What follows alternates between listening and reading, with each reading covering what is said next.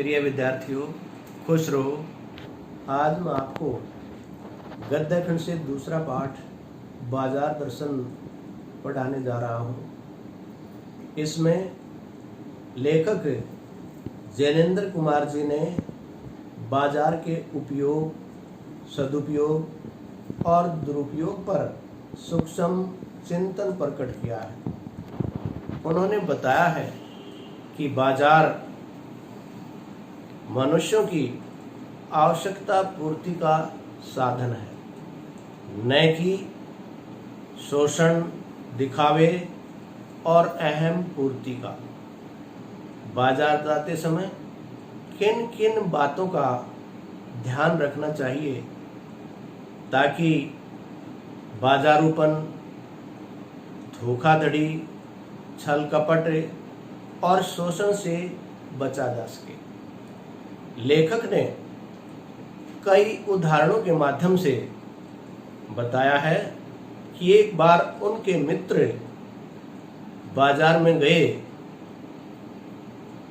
कुछ सामान लेने के लिए, परंतु शाम को अनेक बंडलों को लेकर वापस लौटे। तो लेखक ने पूछा कि इतना ढेर सारा सामान बाजार से ले आए? तो उन्होंने अपनी पत्नी की ओर संकेत करते हुए कहा कि जो ये साथी, अक्सर पुरुष पत्नी को ही ये दोष देते हैं, परंतु अन्य कारण होता है क्रय शक्ति दिखाने के लिए भी कुछ ज्यादा सामान खरीदते हैं। एक लेखक के दूसरे मित्र बाजार जाते हैं और वो सारा दिन बाजार में घूमने के पश्चात शाम को खाली हाथ लौट आते हैं। लेखक पूछता है कि बाजार से कुछ सामान नहीं लाए? तो उन्होंने कहा कि बाजार में सारी वस्तुएं ऐसे सजी धजी हुई थी कि ये निर्णय ही नहीं कर पाया कि किसको लूं और किसको छोड़ूं। एक को लेना मतलब दूसरे को छोड़ना था, इसलिए खाली हाथ ही लौट आया। बाजार में एक जादू होता है, वह जादू चुंबक की तरह कार्य करता है। जिस प्रकार चुंबक लोहे को अपनी ओर आकर्षित करता है, उसी प्रकार बाजार भी लोगों को अपनी ओर आकर्षित करता है। जब बाजार का जादू चढ़ता है तो मनुष्य आवश्यक अनावश्यक चीजें खरीदकर संग्रह करने लगता है और समाज से अलग थलग पड़ जाता है। परंतु जब बाजार का जादू उतरता है तो उसे एहसास होता है कि जो अनावश्यक चीजें सुख के लिए खरीदी थी वह उसे पीड़ा दे रही है, और फिर वह केवल आवश्यक चीजें ही खरीदता है। तो लेखक ये बताना चाहता है कि बाजार में मनुष्य ने केवल आवश्यक चीजें ही खरीदनी चाहिए। अपनी क्रय शक्ति दिखाने के लिए बाजार के जादू, उसके आकर्षण में फंसकर अनावश्यक चीजों से बचना चाहिए। इसी प्रकार पाठ में लेखक भगत जी नामक व्यक्ति का एक उदाहरण देते हैं जो चूरन बेचने का काम करते हैं। वो कभी पेशगी आर्डर नहीं लेते, बल्कि प्रतिदिन निश्चित समय पर अपनी चूरन की पेटी लेकर बेचने आ जाते हैं। उसका चूरण हाथों हाथ बिक जाता है। जब भी उनकी 6 आने की बिक्री हो जाती है तो बचा हुआ चूर्ण वो बच्चों में मुफ्त बांट देते हैं। और जब भी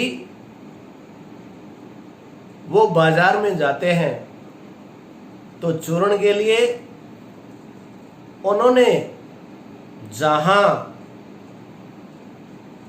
जीरा और काला नमक मिलता है वहीं से लेकर सीधे अपने घर वापस आ जाते हैं।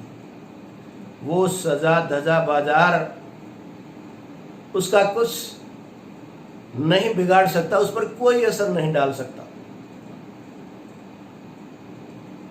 जो व्यक्ति बाजार के जाल में फंसकर उसकी चकाचौंध से प्रभावित होकर अनावश्यक चीजें खरीदते हैं, वे बाजारूपन को बढ़ावा देते हैं।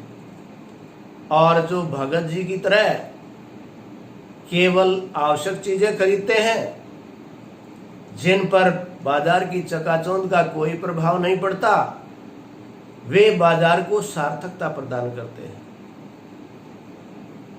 और तभी बाजार में छल कपट, धोखाधड़ी और शोषण से बचा जा सकता है, क्योंकि बाजार इस ताक में रहता है कि ग्राहकों के साथ कब वो मनमानी कीमत वसूल करे। जब बाजार में ग्राहक अनावश्यक चीजें खरीदने लगते हैं, सामान की मांग बढ़ने लगती है, तो तुरंत दुकानदार समझ जाते हैं और उस स्थिति का भरपूर फायदा उठाते हुए मन माने दाम वसूल करते हैं। वहीं से बाजारूपन पनपता है, वहीं से छल कपट बढ़ता है, धोखाधड़ी बढ़ती है और शोषण का जन्म होता है।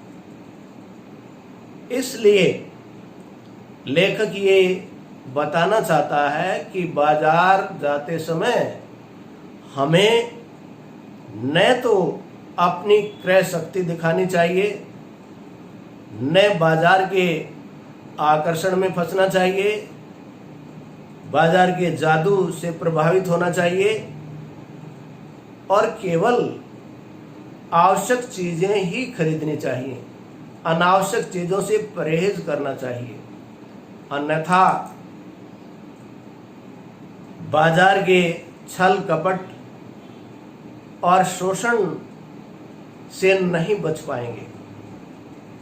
इसलिए लेखक ने बाजार दर्शन इस पाठ के माध्यम से पाठकों को ये संदेश दिया है कि बाजार में बाजारूपन, छल कपट से बचकर बाजार को सार्थकता प्रदान करनी चाहिए। और सार्थकता तभी मिलेगी जब हम केवल आवश्यक चीजें ही खरीदेंगे। अतः हमें बाजार में जाकर केवल आवश्यक चीजें ही खरीदनी चाहिए। धन्यवाद।